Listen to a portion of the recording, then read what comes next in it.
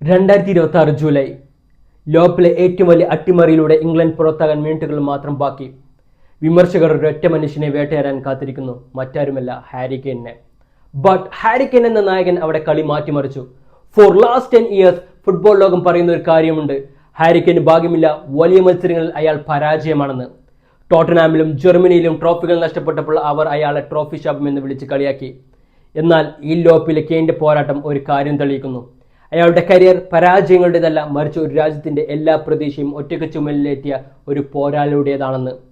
Now look at the numbers. The democratic republic of കോങ്കോക്കെതിരെ നേടിയ ആ 2 ഗോളുകളോടെ ഹാരി കെയ്ൻ ലോകത്തിലെ തന്റെ 13ാം ഗോൾ തികച്ചു.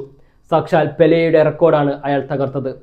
2020 ശേഷം പ്രധാന ടൂർണമെന്റുകളിലെ നോക്കൌട്ട് സ്റ്റേജുകളിൽ കിലിയൻ എംബാപ്പയേക്കാൾ കൂടുതൽ ഗോളുകൾ നേടിയത് ഹാരി കെയ്ൻ ആണ്.